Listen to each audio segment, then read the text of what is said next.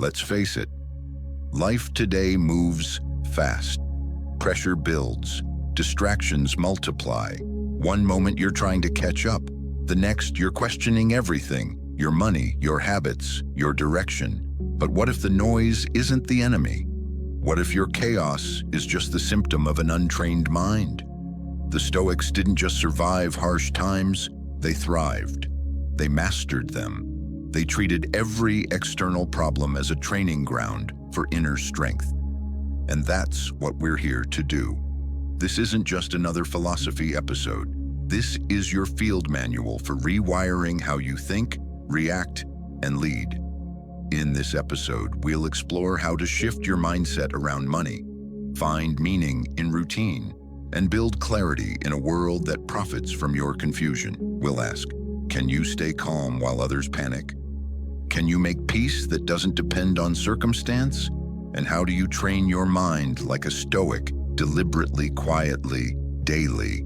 As Seneca said, luck is what happens when preparation meets opportunity. And Marcus Aurelius reminded us, you have power over your mind, not outside events. Realize this and you will find strength.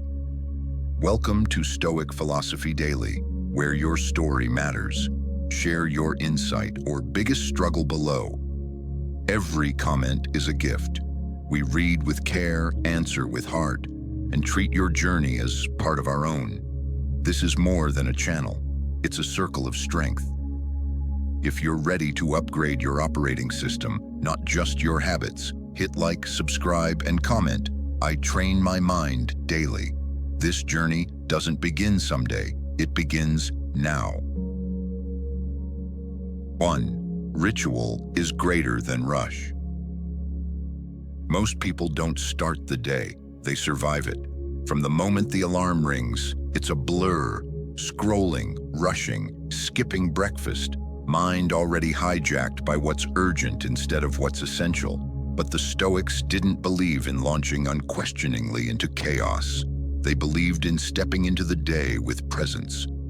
Marcus Aurelius, ruler of an empire, still began his mornings in reflection, not reaction. He reminded himself, when you arise in the morning, think of what a precious privilege it is to be alive, to breathe, to think, to enjoy, to love. You see, your morning is like a ship's compass. Set it wrong, even slightly, and by noon, you're lost at sea, reacting, not navigating. That's why your first 15 minutes matter more than any meeting on your calendar.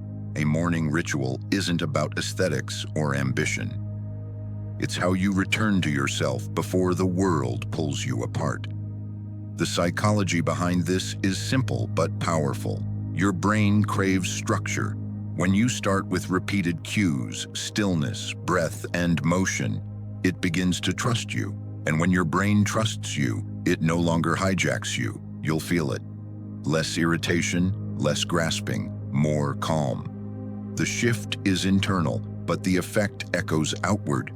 Your posture, your decisions, even the tone of your voice carry a steadiness others feel. Try this. Tomorrow, before you do anything, sit on the edge of your bed and ask yourself, am I waking up into my values or into my vices? Then drink water slowly. Move your body, even if just for 5 minutes. Write one sentence about what you want from this day and one word you want to feel. That's enough. That's structure. That's your quiet rebellion against the chaos. At Stoic Daily, we believe your morning isn't about performance. It's your foundation. Comment, I choose to begin with clarity. What's one small ritual you'll protect at all costs this week?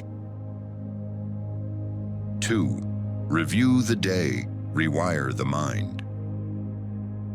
Most people live in a loop.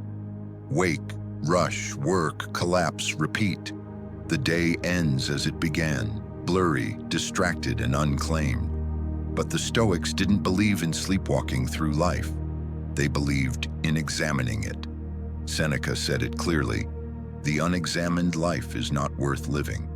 And Marcus Aurelius practiced nightly reflection to study his thoughts, behaviors, and choices, not to judge himself, to understand. to grow, to correct the course before drifting too far off track. Think of your day like a battlefield. You enter it with intention, but chaos always finds you. The end of the day isn't a time to escape. It's the moment to regroup, to patch your armor, sharpen your strategy, and remind yourself who you're trying to become. Reflection is not rehashing, it's refinement. You don't relive your mistakes, you extract the data. Ask yourself, what worked today? What didn't? Where did I stay aligned with my values? Where did I slip? Where did I lose clarity, and what triggered it? Psychologically, this practice shrinks shame and grows self-trust. You stop fearing failure because you've created a system to learn from it. Even one sentence a night. Today, I lost my temper in traffic. Next time I'll breathe before reacting, can become the blueprint for inner transformation. Try this. Tonight, take 5 minutes to journal. Break it into 3 parts. 1. What am I proud of today? 2. Where did I fall short and what triggered it? 3. What is one small thing I can do differently tomorrow? This isn't a performance, this is alignment. Let the page be your mirror, because every night you reflect with honesty, you chip away what's false and sculpt what's true. At Stoic Daily, we believe the best way to build the future is to make sense of the day you just lived. Comment, I end the day with intention. What's one nightly question you'll ask yourself to stay aligned? 3. Money is a mirror, not a master. Money isn't evil, but it's rarely honest. It doesn't reveal who you are, it reveals what you chase. And the Stoics saw this long before the modern world turned wealth into identity. We live in a society that sells the dream of more income, more stuff, more status. But few stop to ask at what cost. The philosopher Epicurus once said, wealth consists not in having great possessions, but in having few wants. And Seneca warned us, it is not the man who has too little, but the man who craves more, that is, poor. The real trap isn't poverty, it's the hunger that never ends. You get the raise, then want the promotion. You buy the car, then scroll for a better one. This is the hedonic treadmill, and if you don't step off, it will run your life in circles while making you feel like you're progressing. The deeper cost, time, health, relationships, values traded quietly for the illusion of financial control. And the worst part is, you often don't notice the trade until you're already empty. But the Stoics offer a different lens. Money is not a villain, but it is a tool. The question is, are you using it to build freedom, or are you using it to fill a hole that can't be filled with numbers? Try this. Each evening for the next 3 days, ask yourself, did I use money today to serve what I value or to avoid what I feel? Write down one thing you're grateful for that money didn't buy. Then write one small act of giving, your time, your care, your attention, that felt richer than a paycheck. The mind begins to detach when it sees how little it needs to feel whole. Wealth isn't built by accumulation, it's built by alignment. When your spending reflects your values, not your fears, you start to feel rich long before the bank account shows it. At Stoic Daily, we believe true wealth is inner stillness, not outer excess. Comment, I define wealth on my terms. What's one way you'll use money this week, not to impress, but to align? 4. Don't just know, understand. We're drowning in information, yet starving for clarity. Headlines flood your feed. Sound bites fly faster than thoughts. But stop for a second. How much of what you consume do you truly understand? Most people skim life like a stone on water, fast, shallow, forgettable. But the Stoics didn't skim. They dove deep. Socrates admitted, I know that I know nothing, but he didn't stop there. He questioned everything. not to win debates, but to understand himself and the world around him. To push for deep understanding is to stop reacting and start inquiring. It's choosing depth over speed, substance over sensation. When you ask not just what something is, but why it matters, how it came to be, and where it might lead, you become mentally sovereign. You stop being manipulated. You start becoming wise. This mindset sharpens your logic. It expands your compassion, because when you truly understand someone's story, judgment fades, empathy grows, and with empathy comes a different kind of intelligence, the kind that doesn't just solve problems, but prevents them. Think of your mind as a well. You can draw from it only if you've invested time digging deep. Facts give you trivia. Understanding gives you transformation. Try this. Tonight, pick one idea or belief you've carried for years, something you've accepted as truth. Ask, where did I learn this? What if the opposite were true? What would change if I thought differently? Then, tomorrow, find someone who disagrees with you. Don't debate, just ask them to explain. Your only goal is to listen with curiosity, not defense. That discomfort, that's your mind stretching. That's where growth lives. As Aristotle said, the ultimate value of life depends upon awareness and the power of contemplation, not mere survival. At Stoic Daily, we believe learning isn't remembering, it's refining. Comment, I choose depth over noise. What's one belief you're ready to question this week? 5. The journey is the reward. You spend years climbing the ladder. Then one day you realize it's been leaning on the wrong wall. That's the danger of chasing someone else's definition of success, the kind measured by applause, not alignment. At first, it feels good, like a sugar rush. The title, the car, the praise. But underneath, there's a quiet dissonance, a tension between what you're achieving and what you're actually becoming.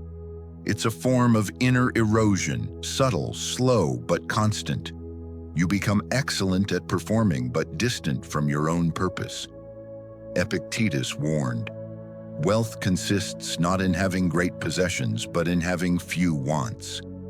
You don't need more to be free. You need less than what misleads you. We live in a world addicted to podiums. You get the gold, post the photo, count the likes, but the Stoics had no interest in medals. They trained for the kind of strength that doesn't need a witness, and modern psychology backs them. Studies show our most fulfilling moments aren't passive. They're when we're immersed, body and mind stretched in pursuit of something difficult and meaningful. That's where flow begins.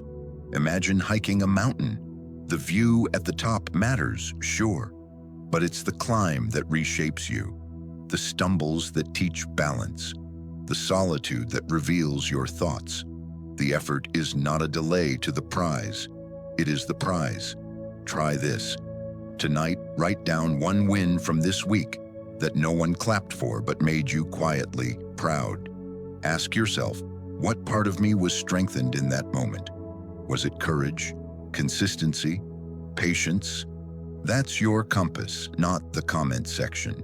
Confucius once said, the superior man understands what is right. The inferior man understands what will sell. Let the world chase recognition. You chase what's real. At Stoic Daily, we believe the only prize that matters is inner alignment. Comment, I choose purpose over performance. And reflect, what effort would I keep making even if no one ever saw it? 6. The power of a personal mantra. There will be days when your mind runs wild, telling you you're not ready, not enough, not strong. That's where a mantra becomes more than just words. It becomes an anchor. A simple phrase like, I return to what I can control, can change everything. In the middle of chaos, it grounds you. In moments of fear, it centers you. The Stoics knew the power of repetition. They didn't rely on motivation. They trained the mind through rhythm. Mantras, short, powerful affirmations, act like mental armor, not decoration, defense. A way to remind yourself who you are when pressure makes you forget. Psychologically, a mantra interrupts spirals. It halts runaway thoughts. It recenters you. Think of it like a sword forged from your own values. When your inner world shakes, it cuts through chaos. It doesn't have to be fancy. It just has to be honest. I return to what I can control. I am not my fear. One breath, one step, forward. These aren't slogans. They're anchors thrown into the storm. And the effect isn't just emotional, it's physical. Mantras regulate your nervous system. They trigger the parasympathetic response, calming the heart rate and lowering cortisol. When repeated daily, they start to rewire your subconscious, replacing reaction with response. Try this. Today, craft your personal mantra. Choose a phrase that speaks to your values, your resilience, or your intention. Write it down. Whisper it in moments of tension. Repeat it in the mirror. Say it before you face what scares you. Let it become muscle memory, a mental reflex, because the moment you can speak calmly into chaos is the moment you start leading your mind instead of following it. As Lao Tzu said, watch your thoughts, they become your words. Watch your words, they become your actions. Watch your actions, they become your habits. Watch your habits, they become your character. Watch your character, it becomes your destiny. At Stoic Daily, we believe your words shape your world. Comment, I lead with intention. What mantra will guide your mind this week? 7. Train the trifecta: desire, action, and thought. Strength isn't just physical. It's not about how much you can lift, but how much you can resist. How long can you stay aligned when the world pulls you in every direction? The Stoics taught that there are 3 areas you must train if you want inner control: desire, action, and thought. Desire is the first battlefield. You can't control every craving that rises, but you can train your response to it. As Epictetus said, it's not things that upset us, but our judgments about things. Your wants do not enslave you. You're enslaved by the belief that you must obey them. To train your desire is to learn to pause before you pursue, and to ask, does this serve who I want to become? Action is the second. It's not enough to wish for discipline. You train it by repetition, by doing the hard thing even when no one sees it. Aristotle said it clearly, we are what we repeatedly do. Excellence, then, is not an act, but a habit. Your habits are your vote for your future. Every act of follow-through is a reminder to your mind. We do hard things here. Then comes thought, perhaps the most overlooked of all. Your beliefs shape your perception, and perception, left unchecked, distorts everything. To train your thought is to notice the stories you tell yourself, the doubts, the assumptions, the invisible scripts. This isn't about toxic positivity, it's about clarity, awareness, asking, is this thought useful or is it just familiar? Try this. For the next 3 days, journal at night using this trifecta. 1. What desire did I notice today that distracted me from what matters? 2. What action did I take or avoid, and what did it say about my discipline? 3. What thought kept repeating, and did it help or harm? No filters, just honesty. You'll start to see the pattern behind your patterns, and that's where power begins. Socrates once said, the unexamined life is not worth living. But the examined life, that's where mastery lives. At Stoic Daily, we believe training the mind is a daily act of courage. Comment, I train my trifecta. Which part, desire, action, or thought, needs the most work for you right now? 8. Study the steady. Learn from the lived. You don't have to touch the fire to know it burns. If you're wise, You learn by standing close enough to feel the heat without getting scorched. In Stoic training, this was learning by example, not wisdom absorbed from books alone, but wisdom observed in people who lived what they taught. Seneca wrote, "Associate with people who are likely to improve you. Welcome those you can improve." The process is mutual. Men learn as they teach. This was not casual advice. It was a way of life, a daily discipline of choosing your mental environment as carefully as your physical one. In a world overflowing with noise, watching the wise is a shortcut to clarity. Why spend decades repeating the same painful lessons when someone else has already walked through the fire and emerged steadier, calmer, clearer? Learning from the wise accelerates growth. It widens your perspective, softens blind spots, and installs new patterns into your mental operating system. More than anything, it reminds you of something essential. Who you are right now is not who you are finished becoming. But don't follow charisma. Study behavior. Watch how they handle silence and respond to pressure. How do they recover from failure? How do they treat people who offer them nothing in return? That is where real wisdom hides. Not in performance, but in pattern. Try this. Make a list of 3 people you respect, not for status or success, but for steadiness, clarity, or integrity. Study them this week. Read their thoughts. Observe how they make decisions. Listen to how they frame problems. Then ask yourself, which of their patterns do I need most right now? Don't imitate unquestioningly. Integrate deliberately. Let their example refine your own code. Confucius said, "We learn wisdom in 3 ways. First, by reflection, which is noblest. Second, by imitation, which is easiest. Third, by experience, which is bitterest." At Stoic Daily, we believe wisdom is contagious, but only if you are close enough to observe and humble enough to learn. Comment, "I want to grow." Who is one person you will study this week, and why? 9. Simplify to amplify. Overwhelm doesn't begin in the world. It starts when we collect more than we need. Objects, obligations, opinions, and slowly clarity gets buried under clutter. Simplicity isn't about having less. It's about creating space for what actually matters. The Stoics understood this well. The more scattered your attention becomes, the harder it is to hear your own voice. In a world obsessed with more choices, more speed, more consumption, simplicity becomes an act of rebellion. Socrates warned us to beware the barrenness of a busy life, because busyness without clarity is a trap. You feel productive, but in truth, you are only distracted by better marketing. Simplifying is not about owning nothing. It is about owning less. The goal is not to escape life, but to shape it. To filter what truly serves you and release what quietly dilutes your focus. Marcus Aurelius reminded us that very little is needed to live well. Happiness is not found in accumulation, but in how you think and what you allow to matter. Physical clutter clouds the mind. Calendar clutter fractures your focus.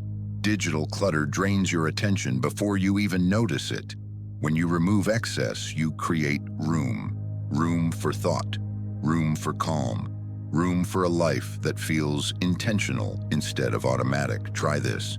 Tonight, choose one area of your life, your desk, your phone, your schedule.